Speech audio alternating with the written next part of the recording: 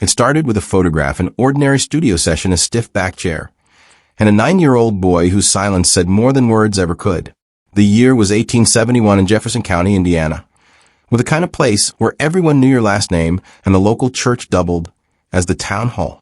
Nothing out of the ordinary ever happened there, or at least that was what the people told themselves, until the day Silas Thorne developed the photograph that would haunt him for the rest of his short life. Silas was no stranger to capturing strange expressions. He'd photographed mourning widows clutching faded daguerreotypes, infants swaddled in lace who never took a breath, and soldiers who posed stiffly with hollow eyes fresh from the war. But never had he felt fear like this. Not until Elias Finch entered his studio with a mother who looked more like a ghost than a parent. Martha Finch barely spoke, her face pale, her hands trembling, and when she introduced her son, she did so without warmth, without even looking at him. Elias didn't fidget like most children. He didn't ask questions. He didn't smile. He simply sat down, folded his hands in his lap, and stared into the lens like he had been waiting for this moment his entire life. And that was when Silas noticed the room felt colder. The oil lamp flickered, despite there being no draft. The clock stopped ticking. He rubbed his eyes, told himself it was fatigue, maybe a migraine coming on. But when he stepped behind the curtain to remove the lens cap and begin the exposure, he hesitated. Elias hadn't blinked once. Most children required multiple tries. They'd twitch or shift or scratch their nose. But not Elias. He sat perfectly still, like a statue carved out of something older than stone. The image took less than a minute. Silas replaced the lens cap, stepped back into the developing room, and tried to shake the chill crawling up his spine. But as the plate slowly revealed its image, he felt his stomach twist. The boy's eyes, deep dark and without reflection, seemed to stare directly at him through the emulsion. Not past him, not through him, at him. The detail was perfect, too perfect. The background curtains were crisp. The buttons on the boy's vest shimmered faintly in the chemical bath. But the edges of his fingers were blurred slightly subtly, as if they had moved. But that couldn't be. Silas was meticulous. He checked his equipment twice before every session. He redeveloped the plate 3 times. Every version came out the same. Elias Finch, eyes unblinking, mouth closed, expressionless, staring as if he knew Silas's every thought. The next day, as per tradition, Silas displayed the portrait in his window. Townsfolk often admired his work as they passed by, the only entertainment in town more consistent than Sunday service. But that morning, no one stopped to look. By noon, people were crossing the street to avoid the studio altogether. By evening, Silas had taken the photograph down, locked it in a drawer, and tried to sleep. But sleep did not come. That night, something woke him. A creak on the floorboards. A shadow near the window. He rose and looked out into the darkness, and for a brief second, he saw a child standing at the edge of his garden, a small figure in a white shirt, staring silently. No lantern, no sound, just a pale glint of eyes reflecting the moonlight. He blinked, and the figure was gone. The next morning, the drawer where he had placed the photograph was open. The image was still there, but the face in the photo, it had changed, ever so slightly. The lips curled into what might have been a smirk, or perhaps it was just the way the paper bent. Silas burned the image in his fireplace, but the next night a copy appeared, laid gently at his doorstep, dry despite the storm that had soaked the earth all night. That's when he closed the studio for good, told the town he was moving to Chicago. He never made it out of Indiana. A week later, his body was found floating in the river, eyes wide open, mouth full of ash. The town buried Silas quietly, with no service and no procession. Those who had once called him a friend now crossed themselves when they walked by the ruined remains of his studio. The building, long shuttered, had begun to sag at the roofline, and the brickwork near the front door blackened, as if scorched from within. Whispers moved through the pews of the First Baptist Church like smoke, hard to pin down, but impossible to ignore. Most said he went mad from working too much. Artists were always delicate that way. But a handful of old-timers, including Sheriff Dunley, knew better. They had seen the photo before it was taken down. They had felt it, that oppressive weight in their chest, that strange buzz in their ears, like standing beneath a thundercloud ready to burst. Dunley himself had come to Silas the day before the burning, asking to see the plate one last time. Silas refused, pale and sweating, mumbling that the image was still moving, even after the chemicals had dried. But Dunley persisted. He was a practical man, had fought in the war, buried friends, seen death with his own eyes. What could a picture of a boy do to frighten a man like him? But when Silas relented and slid the plate into his hands, Dunley dropped it within seconds. Not from its weight, but from what he swore he saw behind the boy's shoulder. Something black and long, not fully formed, like a shadow out of place. And then there was the smell. No one else mentioned it, but Dunley couldn't forget it. The stench of wet copper and burnt hair, faint but unmistakable. That night he locked the sheriff's office, poured himself 2 fingers of rye, and sat awake till dawn with his revolver across his lap. Something was wrong with that child, something unholy. And the more people talked, the more unease spread through the town like a sickness. They started to remember things, small details at first. A midwife who had vanished on the night of Elias Finch's birth. A neighbor's dog that had gone mad after wandering too close to the Finch property. Cattle miscarried in nearby barns. Women waking with nosebleeds. Children crying in their sleep and pointing to corners where no one stood. And always the cold that seemed to settle around the Finch boy in the summer heat when sweat soaked every collar and hatband in town. Elias never perspired. He wore wool coats in July and never flinched. When others swatted at flies and wiped dust from their brows, he sat perfectly still, eyes half-lidded, as if waiting, watching, listening to something no one else could hear. Some called it nonsense, others witchcraft. A few, mostly the older folks who remember the old stories, the ones brought over from the old country, said Elias Finch was a changeling, not born but left behind, a mimic, a hollow, a thing pretending to be a boy. But even they dared not say it too loud, not after what happened to Reverend Copley. He'd taken it upon himself to visit the Finch home one Sunday afternoon after a particularly fire and brimstone sermon. Claimed he felt the Lord urging him to bring light into darkness. He marched down the dirt road with his Bible under one arm and a jug of holy water in the other. When he returned 3 hours later, his coat was soaked, not from sweat, but from water. His boots covered in ash. He didn't speak, not for 3 days. When he finally did, he whispered a single phrase. It's not the boy. It's what's behind him. Then he left town, rode west, never looked back. They say he died in Kansas, preaching to an empty church in a town with no name. The story of the photograph should have ended there, but it didn't, because people kept seeing that face. Not just in Jefferson, but in distant counties, too, 3 states away. A family in Ohio found a photo of their son's school class and noticed a child they didn't recognize. Same age, same blank expression, same eyes. They swore he hadn't been in the room when the photo was taken. They even had the photographer's ledger.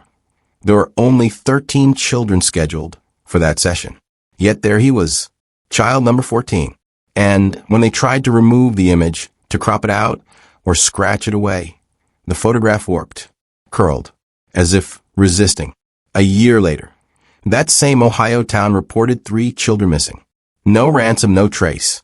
Just gone. And on each kitchen table, the families found a small, square envelope. Inside was a photo of their child, standing alone in a field, with Elias Finch beside them, still not smiling, still not blinking. Back in Jefferson, the Finch house stood like a tomb at the end of a sloped gravel lane, isolated by design and by fear. Built in the 1830s, it had once been a proud estate of hand-laid stone, oak timbers, and ivy-covered porches. But by 1871, it was a husk. The window shutters hung crooked. The paint peeled like old scabs. Neighbors whispered that the soil around the house had turned sour. Nothing growing in the yard but thorny weeds and fungus-black patches of moss. Even birds avoided the trees that leaned toward the house, as though recoiling. Martha Finch was rarely seen in town after the photograph incident. When she did appear for flour, salt, or candles, she moved like a woman underwater, slow and weightless, eyes fixed on something no one else could see. Her husband, Cyrus Finch, a once proud Civil War veteran, hadn't left the house in nearly 2 years. Rumors spread quickly in towns like Jefferson. Some claimed Cyrus had taken to the bottle. Others said he'd gone mad, spending his days digging holes behind the barn for reasons no one could understand. One story said he had buried dozens of dead animals, all cats, all with their necks twisted, after Elias began humming at night. But none of these stories held weight compared to what happened on the second Sunday of September. That morning, 3 boys, Jacob, Lonnie, and Will, all 13, set off with slingshots and sass, daring each other to go near the Finch house. It was a game they'd played before, throwing rocks from the tree, shouting insults, daring the shadows to move. They never crossed the fence. But this time, Jacob went too far. He stepped through a break in the gate, walked to the porch, and knocked. The door opened immediately. No one was there. His friends said they heard him laugh, say something like, "See? Told you it was just a house," before stepping inside.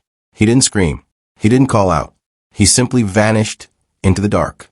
Lonnie and Will ran for help, breathless, stammering to Sheriff Dumley, who arrived with 2 deputies and the local preacher. They entered the house that evening with lanterns and rifles. What they found inside was worse than silence. It was cold, not just chilly, but cellar cold, breath-fogging cold, despite it being near 80 degrees outside. The furniture was covered in sheets, except one chair where Elias sat quietly, eyes fixed on the empty fireplace. He didn't speak, didn't move. Sheriff Dumley asked where Jacob was. Elias turned slowly and said, "He's not here anymore." They searched every inch of that house. The basement, the attic, the well, the woods behind the barn. No sign of Jacob, not even his footprints on the porch. But in Elias's room, if it could be called that, they found something chilling. Hundreds of sheets of paper, all torn from old books and ledgers, nailed to the walls and ceiling, each covered in numbers. Perfect columns, ancient symbols, equations that no one in town could understand.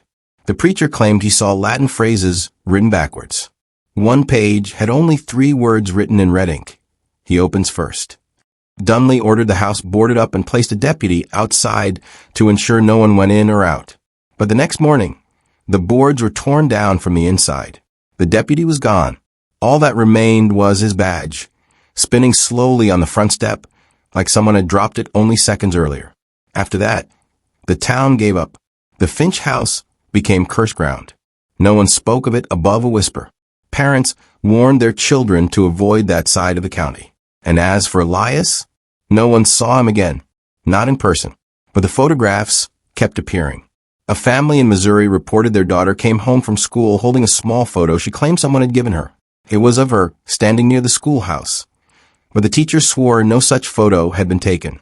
In it, standing just behind the girl's shoulder, was Elias Finch, eyes black, hands clasped, not smiling, never smiling. The girl was found sleepwalking days later, murmuring a strange phrase in her sleep. He waits behind the glass. The photos spread like seeds on the wind. Families across the Midwest, some with no connection to Jefferson or the Finch name, began reporting the same strange boy in their photo albums. Always there, always watching, and always just out of reach. It was as if the image had taken on a life of its own, slipping from frame to frame, traveling like a contagion. A historian from Illinois came to Jefferson to investigate, convinced it was part of a mass delusion or some form of hysteria tied to post-war trauma. He interviewed survivors, studied Silas Thorne's remaining notes, even visited the ruins of the studio. What he found in Silas's ledger shook him. At the bottom of the page where Elias's appointment was recorded, the name was underlined twice, and next to it, written in Silas's cramped, frantic scrawl, were 4 words. He came in alone. When the historian asked if Martha Finch had truly brought Elias to the studio, the townsfolk hesitated. Some said yes. Others said no. But a few swore they'd seen her in church that day miles away, lighting candles for a son who, as she once told the Reverend in private, had been born dead. By late autumn, the name Elias Finch had become something of superstition. A warning passed between farmers, whispered behind church pews, and carved into the underside of school desks by trembling hands. Children were told never to say his name after sunset.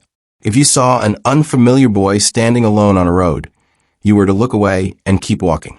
If a photograph developed strangely, or came back from a chemist with an extra figure in the background, it was to be burned before anyone could look too closely. Some families even stopped taking photographs altogether, believing the camera had become a gate, a doorway through which something unnatural could enter.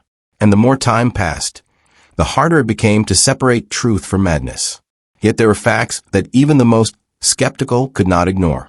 The disappearance of Dr. Abner Harlow, for instance, was no ghost story. Harlow had been a man of science, educated, respected, and firmly dismissive of anything that smelled of myth. He had come to Jefferson with journals, measuring tools, and a case full of early diagnostic equipment to settle the matter of Elias Finch once and for all. Every strange boy is just a misunderstood boy, he had told the townspeople with a confident smile. There is no such thing as supernatural. His letters to his sister in Philadelphia reflected his confidence at first.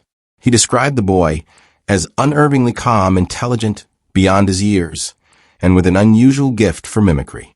But then, the tone of his letters changed. He wrote of disturbing dreams, of hearing voices in the attic when no one was there, of waking up to find dirt under his fingernails and symbols carved into the floorboards he didn't remember making. His final letter, dated October 17th, was barely legible, the ink smeared and rushed. It read simply, "He is older than any of us. He remembers things I haven't told him. I'm afraid I am not alone in this house." That was the last anyone heard from Dr. Harlow.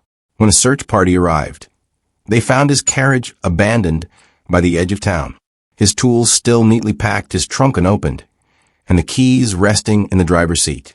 But the strangest thing they found was not on the road.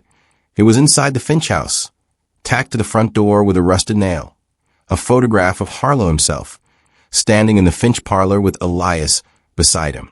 But the doctor's expression was not one of pride or professionalism. His mouth was open, frozen in a silent scream. His eyes, wide and glassy, seemed to plead with the viewer, as if trapped in that moment forever. The photograph was fresh, still warm from development, but no one in town had taken it, and the only known camera in Jefferson had been destroyed in the studio fire months earlier. After that, fear became ritual. Mirrors were covered. Children were forbidden from drawing faces. Cameras were smashed.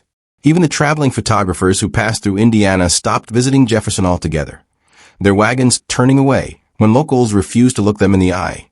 Elias became a curse, a rumor, a shadow that lived behind the lens. But some stories refused to die. In 1882, a school teacher in Iowa discovered a photograph wedged into a history book in her classroom. It had no markings, no label, and the children swore they hadn't placed it there. The photo showed a class of 12 boys and girls standing in front of the schoolhouse, but behind them, blurry but unmistakable, was a 13th figure. A boy in old-fashioned clothes, hands folded neatly, staring into the camera. The teacher tried to burn the photo, but the flame turned blue and refused to touch the paper. She mailed it to the local historian, who filed it away without explanation. He had seen that face before, years ago, when he worked in Jefferson County. "It's him," he wrote in his journal. "He's still traveling." Back in Jefferson, only one person was brave or foolish enough to visit the Finch house again. It was a young newspaper apprentice named Clara Winthrop. She was 22, educated in Chicago, and eager to make a name for herself with a groundbreaking exposé. She arrived in December of 1883, armed with a notebook, a box camera, and a heart full of skepticism. Her final note, scrawled hastily in the margin of her journal, was found weeks later by a pair of trappers who had come to check their lines. It read, "He spoke in my voice.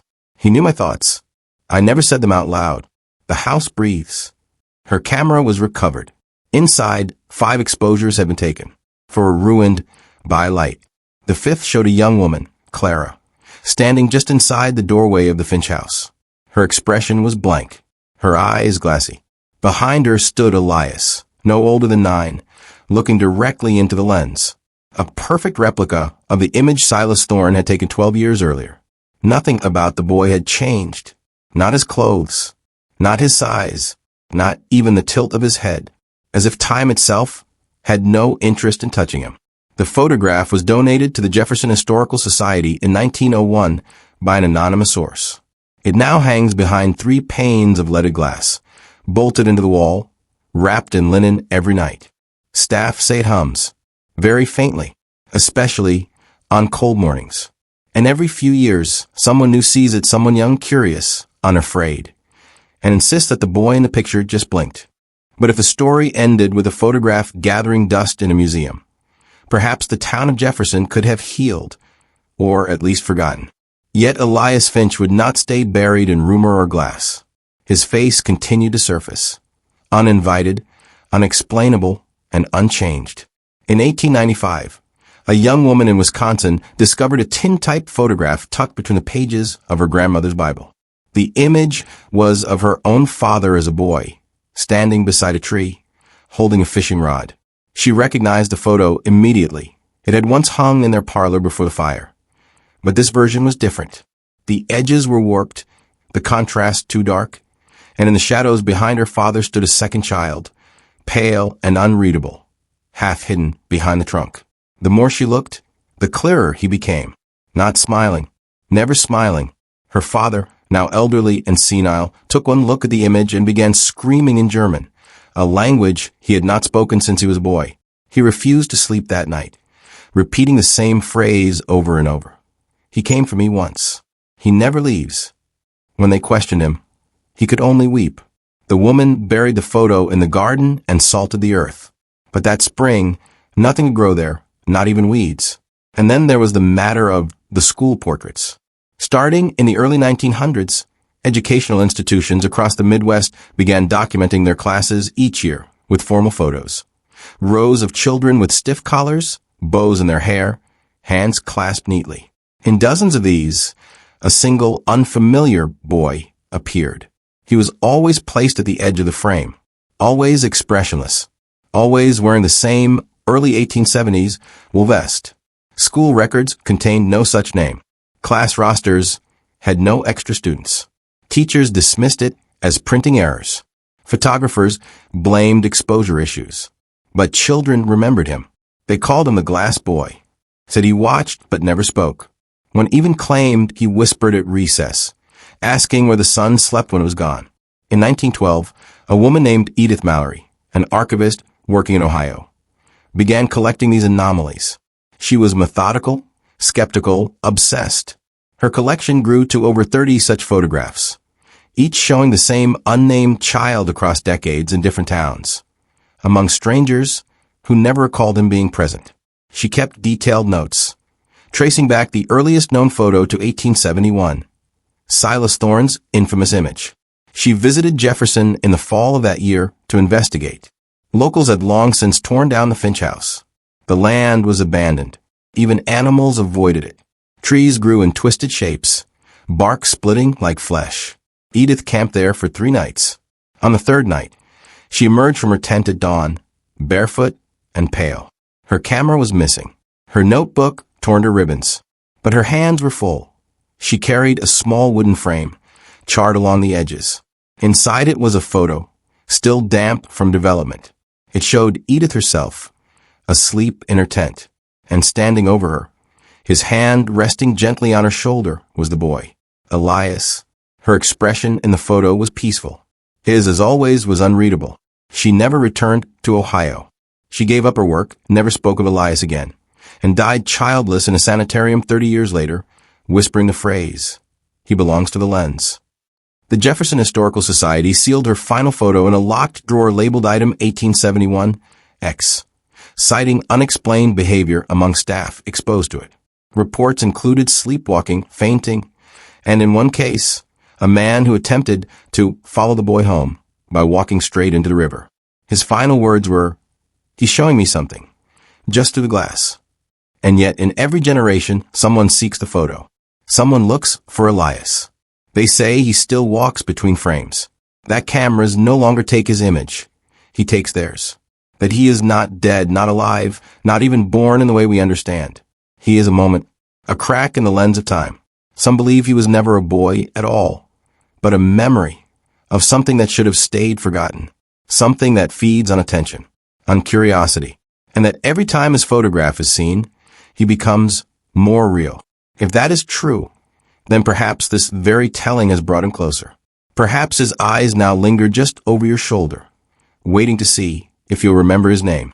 And if you ever find an old photo in your attic or inside a book, an estate sale, or tucked behind the frame of a mirror, look carefully at the edges, because you might just find him there.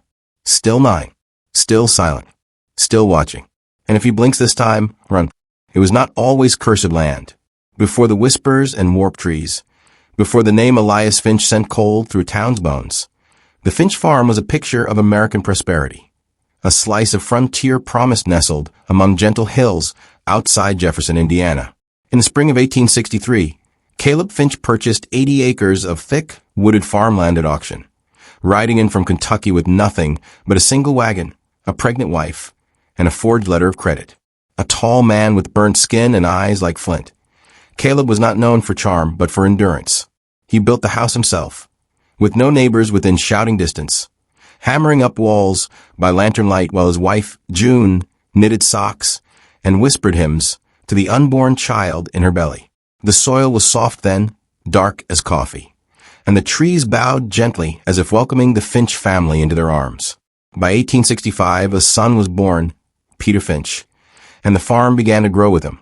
Chickens pecked, corn rose shoulder high, and the forest provided all the game Caleb needed. But isolation has a way of changing men. By the time Peter was 5, June was gone, buried beneath the split cedar cross behind the barn, felled by fever that came suddenly and left silence in his place. Caleb never remarried. He worked the farm like a man possessed, speaking little, watching the woods often.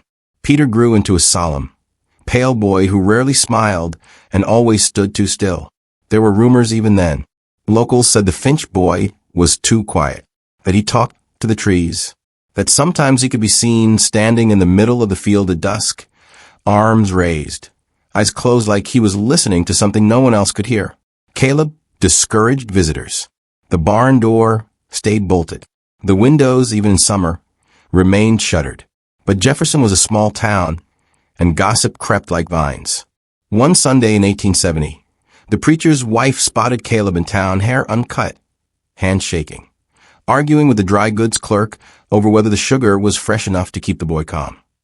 That same day, Peter didn't show for church lessons. A week later, Elias Finch was born. No midwife attended his birth. No one in town even knew June had borne a second child, let alone that she had returned. But the county records showed clearly. June Finch, age 34, deceased 1865, listed again puzzlingly as mother of Elias Finch, born July 14, 1871. The doctor who signed the certificate never existed. The handwriting, though neat, bore no known match. And the strangest detail, under father's name, Caleb's is crossed out, replaced with unknown. No one saw the boy until he was nearly a year old, when he finally appeared, brought into Jefferson one day by his brother Peter. He looked unfinished. That's how folks described it. Not ill, not deformed, just wrong, too pale, too symmetrical, hair too thin, fingers too long, the kind of child that made people glance once, then quickly away. He made no sound that day, even when touched, and his eyes never blinked. Peter brought him only to collect bread and salt. The town assumed Peter was his guardian now. Caleb hadn't been seen in weeks. Rumors swelled like summer storms. Some said Caleb had lost his mind and run off into the woods, raving about a voice that lived in the well. Others whispered that Elias wasn't born at all, but brought back, called forth by Peter through some rite older than Scripture, older than God. But these were stories, local myth, a way for Jefferson's people to explain what had no answer, what couldn't be said aloud. One boy, Nathaniel Harrow, claimed to have seen Elias up close. He was only 6 then, a neighbor's child, known for exaggeration. He told his mother he saw Peter carrying Elias into the barn, but what followed chilled her enough to send him to bed without supper. The baby turned around in Peter's arms, he said, and it had no mouth. The barn was central to the oddities. Strange lights were seen there at night, faint green glows that pulsed like a heartbeat. Sounds, too. High-pitched whines like tuning forks, followed by silence that seemed too deep, like the earth itself had stopped listening. A local blacksmith, curious and drunk one evening, tried to sneak onto the farm to investigate. He was found 3 days later, soaked to the waist, wandering the banks of the Wabash River 40 miles away. He had no recollection of how he got there, but he clutched something in his hand, a tiny old-fashioned baby shoe, scorched at the toe. A match was never found for it. The farm continued to decay from the outside. Crops began to fail. The earth lost its richness, turned dry and brittle. Trees grew bent, leaning away from the farmhouse as if in fear. Wildlife thinned. Birds avoided the roof. Dogs that strayed onto the property returned limping, eyes wide, refusing to go near shadows. Yet, somehow, Elias continued to grow. Not like other children. He never seemed to age by months, but by minutes. 1 week a toddler, the next nearly adolescent. No one remembered teaching him to walk. He simply appeared one day in Jefferson, barefoot and alone, staring into the butcher's window at his own reflection. The butcher called his name gently. Elias didn't blink. He only raised one hand and tapped the glass. Behind the butcher, every cleaver in the shop fell from its hook simultaneously. The sheriff began making quiet inquiries, but Peter, now a thin, nervous teenager, always arrived first, explaining away Elias's strangeness with disarming calm. He's sensitive, he'd say. He learns differently, but no one ever saw Elias speak, or eat, or sleep. Visitors who claimed to hear him said his voice was faint and echoing, like someone speaking through layers of ice. One schoolteacher, Miss Clara Wynne, insisted she heard him recite Latin backwards during thunderstorm, though he'd never been taught. She left Jefferson 2 weeks later, moved to Chicago, never taught again. The final event that would cement the farm's reputation occurred in October of 1872. A group of local men, farmers, and tradesmen decided to confront Peter. They wanted answers. The town had grown uneasy, and whispers of witchcraft or devilry no longer stayed behind closed doors. They arrived at dusk, 7 men in total, armed with lanterns and nerves worn thin. What they found was not what they expected. The house was empty. Doors flung wide as if the occupants had fled mid-step. Furniture was overturned. Mirrors were cracked. On the walls, drawn in what appeared to be ash or soot, were hundreds of perfect circles, some overlapping, some connected, each precisely the size of a child's eye. The barn doors creaked open to reveal a pit, 6 feet wide, dug deep into the ground. At the bottom, a single chair. On it, Caleb Finch's hat. But no Caleb, no Peter, no Elias. Just that chair. And silence. The men backed away slowly. One Henry Dobson claimed to feel something breathe against the back of his neck as he turned. Like a child sighing, he said. When he reached town, he collapsed, fevered for 3 days, repeating only one phrase: he was never born. The farm was abandoned after that. No buyers, no squatters. Eventually, the house crumbled, the barn rotted, but nothing grew there again. And though time moved on and the people of Jefferson tried to forget, no one ever rebuilt on the Finch land. Because in the stillest moments, when fog crept through the trees and wind refused to stir, a whisper would sometimes float across the empty field. A whisper in a child's voice, asking quietly, innocently, "Do you see me now?" The land had always been quiet. Not peaceful. No, never that. But quiet in the way of breath held too long. Of a room after a scream. Of a prayer whispered into black earth that gives nothing back. The Finch family's property, after the events of 1871, had been left to rot. The house, burned out and broken, was consumed slowly by vines that crept like fingers over every charred plank. But it wasn't the house that made people uneasy. It was the ground itself. The soil turned sour. Crops planted there grew pale and sickly, or not all. Cattle wouldn't graze near it. The trees at the edge of the woods, once proud oaks and elms, bent toward the center of the field, leaning like mourners. Some said the land was cursed. Others whispered it had never belonged to the Finch family at all, that Elias hadn't been born there, that he had been found, buried beneath the roots of the northern tree line, wrapped in something that didn't rot. That no one spoke of this discovery because those who did lost their tongues, some to infection, others to madness, and one to fire. There was a reason the ground had gone quiet, and it wasn't just grief. It was waiting. By 1898, 30 years had passed, and the town of Jefferson had mostly moved on. The children who remembered Elias had grown old, moved east, or drank themselves blind. A few still muttered warnings to travelers, but most chose silence, until a new couple arrived, bright-eyed and eager, unaware of the land's history. Their names were Harold and Marianne Doyle, school teachers from St. Louis who had married that spring. They bought the Finch property for next to nothing, seeing only potential where others saw ruin. They told townsfolk they were going to build a school on the land, a place where children could learn, grow, and be safe. A clean start. No one stopped them. No one warned them. Some believed they wouldn't have listened even if someone had. Youth has a way of believing history is a suggestion, not a warning. The Doyles built their schoolhouse quickly, a single-room structure of red cedar, with wide windows and a small bell tower. Marianne painted the inside with sunflowers and poems. Harold carved a sign for the door, where light grows. On the first day of class, 12 children arrived. On the second, only 10 returned. When asked, the parents only shook their heads. She kept crying at night, one mother whispered, saying someone was tapping at her window with no eyes. Another claimed her son stopped speaking altogether, staring at the dirt floor for hours. The Doyles thought it was nerves, adjustment, old wives' tales, until the bell stopped ringing. One morning, Harold climbed the ladder to inspect it. Its rope had frayed overnight, sheared cleanly as if by a blade.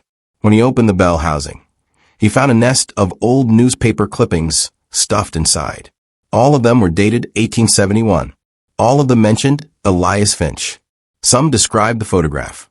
One simply read, "The boy does not forget." Harold didn't tell Marianne. He burned the clippings and replaced the rope. But something in him shifted. That night he had a dream of standing in the field alone while the children stared at him from behind windows that didn't exist. In the dream, the soil opened, and something climbed out. The next morning, Harold's hands were shaking. He blamed it on the dream, on nerves, on too much coffee. But deep down he knew better. Something had followed him from sleep. It clung to his spine like frost, and made his every breath feel shallow.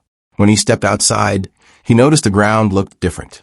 Not wetter, not sunken, just darker, as if the soil had bruised overnight.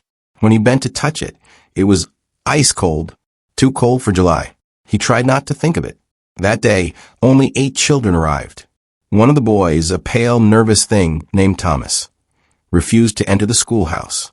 He stood in the doorway crying softly, and when Marianne tried to comfort him, he screamed. Not words, not even sobs, just a sound so raw it made the other children cover their ears. "He's in the walls," Thomas said once he could breathe again. "He watches us. He's behind the blackboard." Marianne dismissed it as an overactive imagination. She sat Thomas near the window away from the board. But when she turned around to teach, her hand trembled against the chalk. The board had been cleaned the night before, she was sure of it. Yet faint white scrawl had returned, like a message trying to bleed through the slate. It looked like the edge of a name. That night, Harold confessed about the clippings.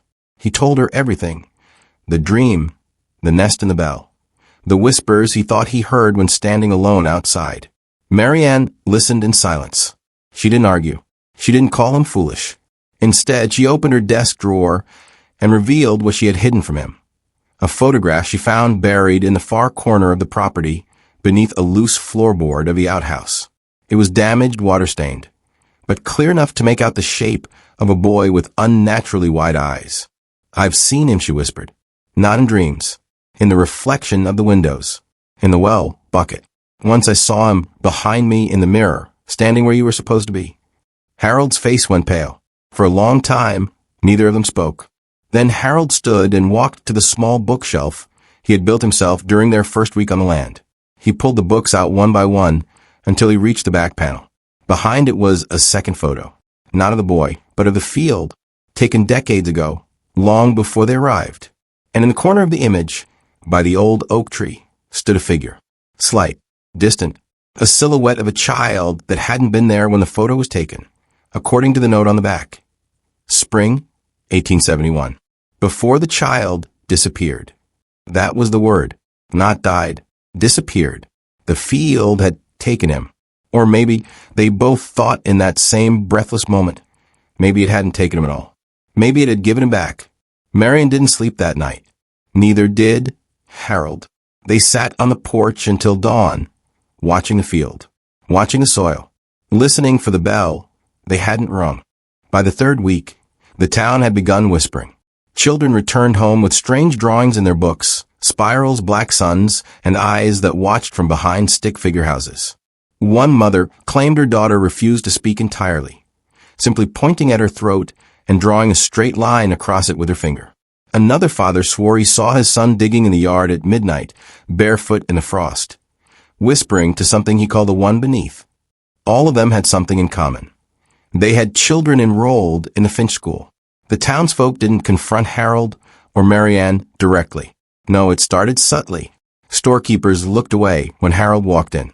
The pastor stopped including them in Sunday sermons. Neighbors avoided eye contact, crossing the street if either of them passed too close. But worse than being feared was being silently blamed. They began to wonder, had they disturbed something ancient? Had their schoolhouse foundation cut across a line that wasn't meant to be crossed? Some invisible thread between the living and the unspoken? One evening, Harold ventured alone into the barn to retrieve oil for the lamps.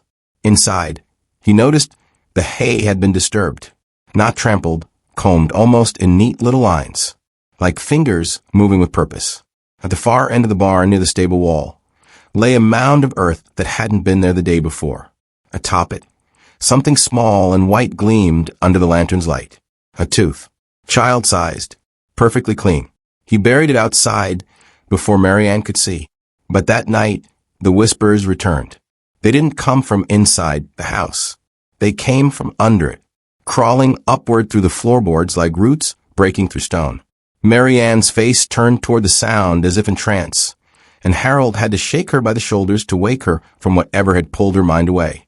"It's the boy," she said, blinking hard, her eyes wild with fear. "He doesn't want to be alone anymore." The next day, a stranger arrived, a Mr. Alcott from the state records office. He claimed to be doing a routine inspection, but Harold noticed the way the man's eyes darted to the bell tower, how he paused longer than necessary at the classroom doorway. And when Harold asked if he needed help locating the school registry, Alcott replied, "I'm not here for the living records. I'm here to confirm what's missing." That night, they found his briefcase outside the field, empty, torn open like it had been clawed.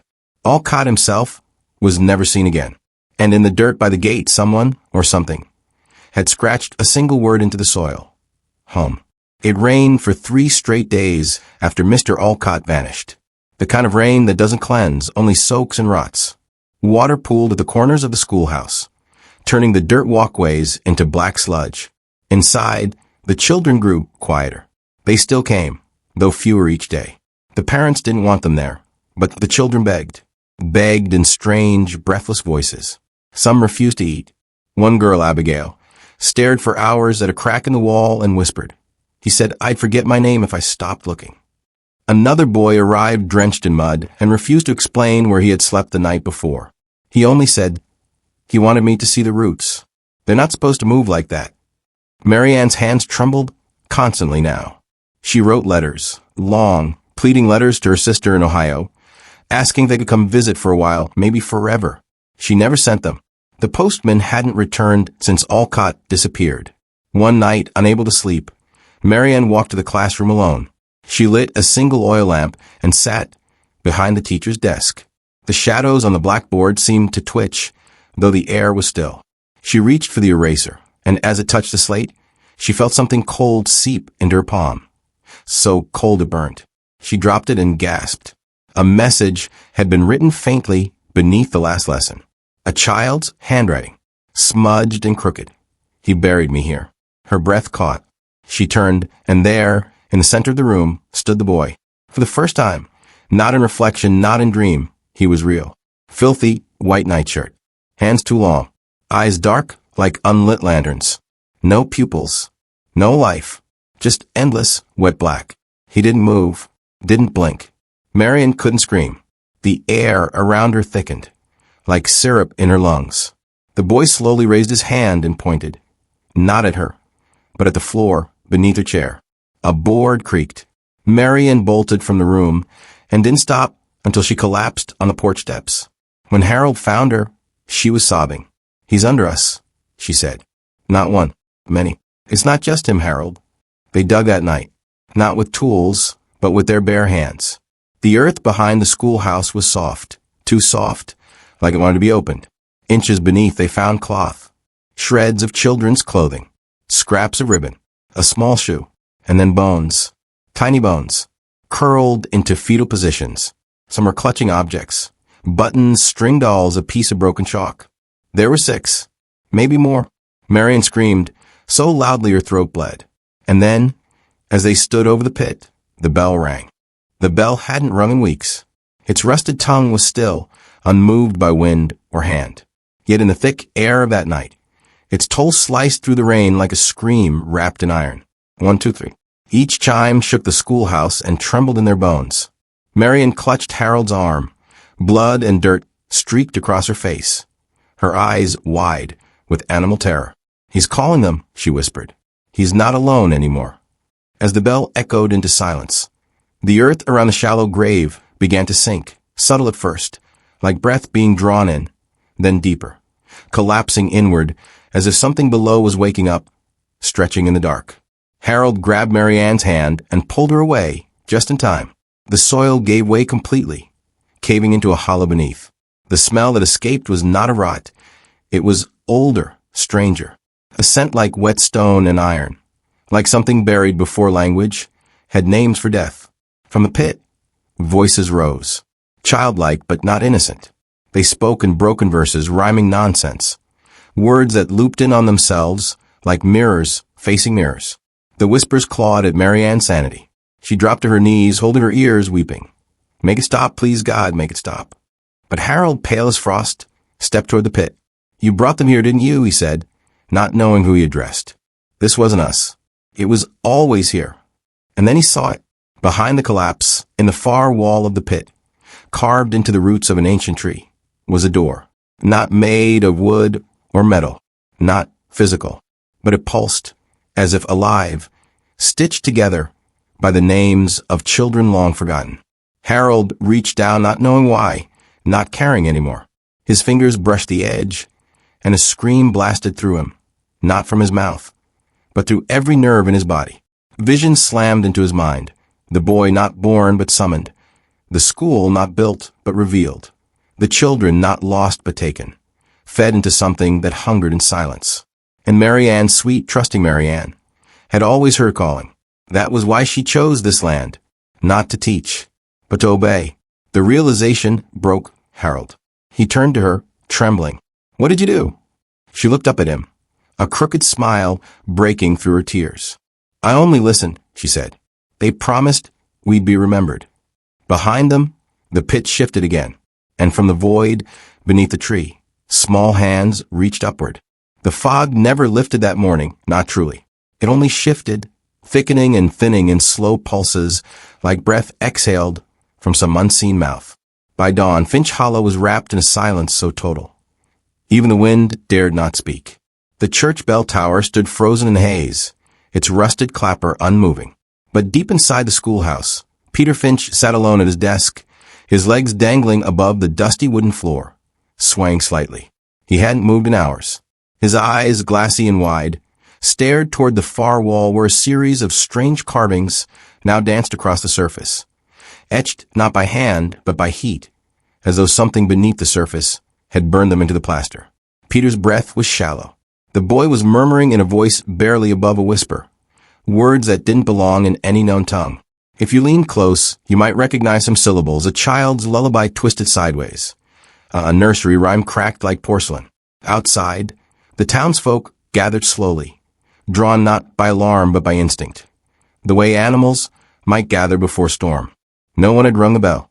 No message had gone out. But they came anyway, wrapped in shawls and coats, clutching one another as they stared at the schoolhouse with eyes that knew something was deeply wrong. At the front of the crowd stood Harold Finch, his face pale, his eyes sunken and red from sleeplessness.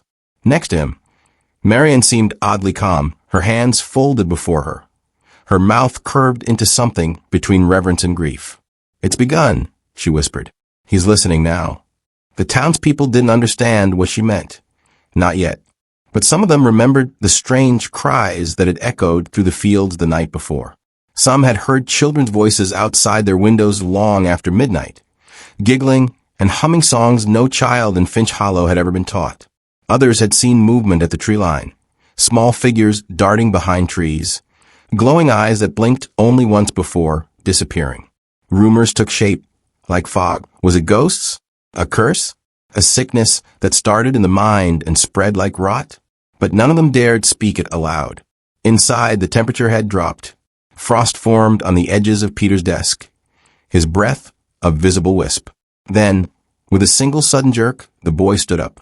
He walked, glided toward the blackboard, dragging a stick of chalk that screeched with each movement.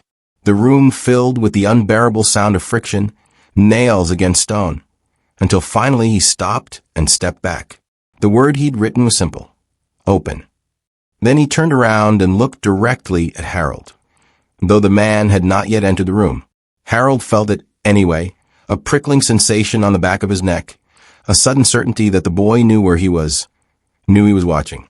Harold took a step forward, hesitating at the door, then another. He opened the door slowly, each creak stretching like an echo through his chest. When he entered, the smell hit him first, not death, not rot, but damp soil, like a forest floor long undisturbed. The boy's eyes were brighter now, almost silver, and his head tilted ever so slightly as Harold approached. "Peter?" Harold whispered, "Can you hear me?" The boy's lips moved, but the voice that followed did not come from his mouth. It seemed to rise from the walls, from the floorboards, from the ceiling beams themselves. "The key," it said. "You left the key in the door." Harold's breath caught. He remembered the dream, the old iron key hanging from the mouth of the buried boy. He remembered the way Marian had clutched his arm that night at the pit. He remembered the door not made of wood or stone, but of whispers, stitched with the names of lost children. "What key?" Harold asked aloud, but Peter simply pointed to his desk drawer. Harold moved slowly, terrified of what he might find. He opened it, and there, nestled in dust and cloth, was the key. It was warm to the touch, pulsing faintly like a heartbeat. The moment his skin met the metal, the room shifted. The blackboard melted. The windows darkened. The schoolhouse stretched and folded in on itself like the pages of a book being turned by invisible hands. And then everything was quiet. Peter stood perfectly still. "It's not about me," the boy said, now speaking with his own voice. "It never was. I was just the door."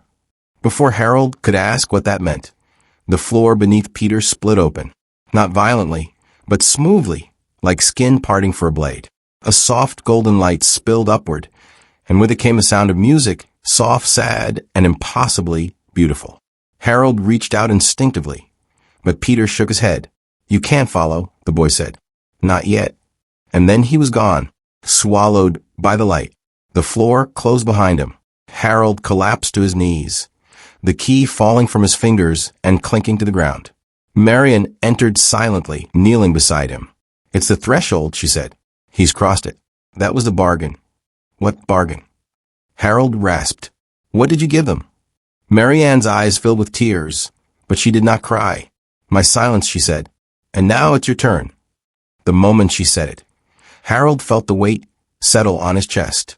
The visions came of the old ones in the soil, of doors made not of wood, but of memory, of laughter buried in roots, waiting to be remembered. The key burned itself into his palm, branding a circle of ancient symbols. Outside, the fog thickened until the schoolhouse could no longer be seen. And when it cleared, there was no trace of Peter, or the carvings, or the golden light. Just a single desk in the center of an empty room, and on the desk, a single note written in a child's hand. He'll be back when the world forgets him again. Until then, listen through the keyhole. From that day forward, no child ever crossed the schoolhouse threshold again. But sometimes only on the coldest nights. Residents of Finch Hollow swore they could hear soft tapping against the windows, followed by whispers and voices too young to belong to anyone still alive. The kind of whispers that didn't ask for help, but for entry. It began with the tree, the same towering sycamore at the edge of Finch Hollow where the children used to dare each other to climb until the branches whispered back. In the weeks following Peter's disappearance, Something about that tree began to change. Its bark darkened to the color of soot, and its limbs grew unnaturally still even in windstorms. Birds avoided it. Dogs growled at it. But late one night, Mary Ann Finch returned alone, lantern in hand, her face slack with something deeper than grief, something closer to knowing. She stood before the sycamore in her nightgown, barefoot in the frost, and whispered a name no one alive should have remembered. The tree pulsed, not visibly, but within it felt different, as if the roots had stirred awake after a long slumber. The soil around it cracked, and a single breath of warm, earthen air hissed from a crevice near its base. Mary Ann kneeled, brushing away moss and leaves until her fingers struck wood. But it wasn't a root. It was a door frame, a trapdoor, perfectly square, set flush with the base of the tree. No one in Finch Hollow had ever noticed it, not in a century of children's games or summer picnics, because it wasn't meant to be found until someone called it. She lifted it open slowly, revealing a staircase that wound downward into blackness, not carved into stone but grown from it, as though the very roots of the sycamore had shaped a spiral of twisted timber and mud to lead the way. And Mary Ann descended without hesitation. Down and down she went, the air thickening around her like syrup, the temperature climbing in direct contrast to the freezing wind above. Each step brought a soft creak, not mechanical, but organic, like ribs bending under pressure. She began to hear sounds. First, the steady drip of water, then the echo of childish laughter carried from no clear direction. At the bottom, she found herself in a room that should not have existed, not under any tree or town or earthly law.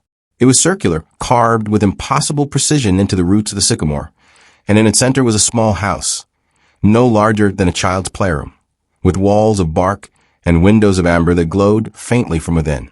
She approached it slowly, heart hammering, breath trembling, and pressed her palm to the wooden door. It opened inward without resistance. Inside sat Peter. He had not aged. His eyes met hers calmly, as if he had been expecting her all along. "You opened it," he said softly. "You remember the way." Mary Ann couldn't move, couldn't breathe. "Where have you been?" she finally whispered. Peter looked around the room, then back at her. "In between," he answered. "Between the words people forget to say, and the things they pretend not to see." She took a step forward. "Why here? Why under this tree?" Peter blinked slowly. "Because this is where they buried the first promise. Before Finch Hollow was a town. Before the land was cut and shaped and claimed.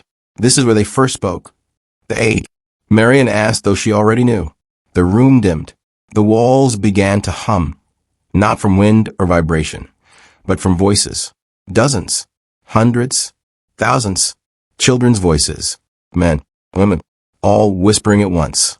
Telling stories, reciting memories, begging, laughing, screaming. She covered her ears, but it made no difference. The sound came from inside her mind now. "The roots remember," Peter said. "They never forgot what was stolen." Mary Ann turned in a slow circle, taking it all in.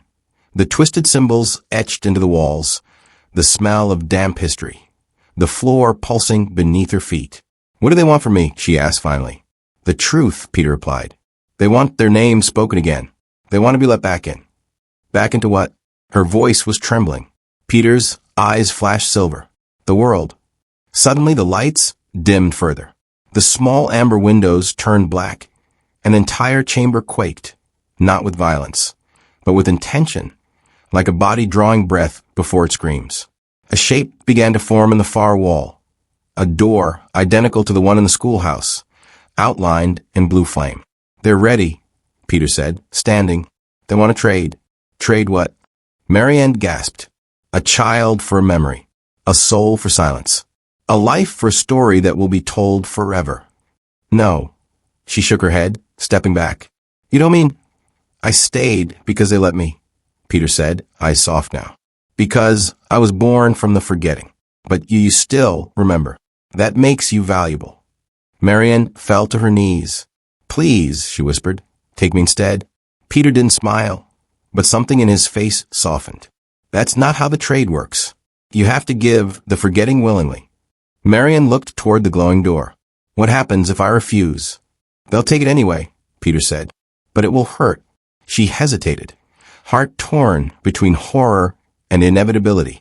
Then slowly she stood, walked to the center of the chamber, and whispered one sentence into the dark. "I give you the forgetting." Instantly the air shifted. The door burst open, not physically, but in the mind. Memories poured out of it like ink. Stories from people who had lived and died in Finch Hollow but were never mourned. The children who vanished in 1823. The miner who disappeared during a thunderstorm. The girl who spoke to birds and was locked away. Their names flooded Marianne's consciousness. She screamed, not from pain, but from the weight of it. Then silence. When she awoke, she was lying under the sycamore again. Dawn was rising. The trapdoor had vanished, and Peter was nowhere in sight. But her memory was blank. She remembered her name, her husband, her house. But not Peter, not the schoolhouse, not the whispers. Finch Hollow moved on, as if nothing had happened. The townsfolk never spoke of Peter again, not because they were afraid, but because they simply didn't remember he had ever existed. The schoolhouse was sold. The sycamore stood tall and unremarkable. But sometimes, just before a storm, children would stand at its base, tilt their heads, and listen. And once in a while, one of them would lean close to the bark and swear they heard someone breathing from the inside. A soft exhale, a whisper, a single word, trade. And if you were to kneel there on the damp ground beneath that tree and press your ear close to the soil, you might still hear footsteps, pacing slowly in a house buried beneath the roots. You might hear a child's voice, humming a lullaby no living parent ever taught. And if you're unlucky, you might start to remember a name you never learned, Peter Finch. The boy who never was. The boy science couldn't explain. The boy who opened the door and let everything in. The night had never felt so complete. The stars above Finch Hollow flickered like the eyes of things long dead and watching. The old Finch estate stood hollowed and gaping, its windows dark, save for one flicker of golden light at the attic's edge. Inside, Peter sat before the open book, the same strange journal that had followed them for generations. Its pages no longer resisted being read. In fact, they turned themselves now. And as he reached the final entry, written in handwriting identical to his own, the last line read, "He was never born. He was returned." A wind rose from beneath the floorboards. Not air, not storm, but memory, centuries of it, pressed into the grain of the wood and the dust of forgotten lives. All the names, all the children, all the silence. It surged through Peter like a flood. He didn't scream. He didn't weep. He simply closed the book. And as he did, the light in the attic window vanished. From the road, Harold's journal fell open one last time. The ink bled. The photographs curled. And the final picture showed a schoolhouse with no doors, and a single boy standing inside it, staring through the glass, waiting. Not to be found, but to be understood. The world never spoke of Finch Hollow again. But in some attics in old towns no one visits, if you listen at midnight through a keyhole, you might still hear the whisper. Remember.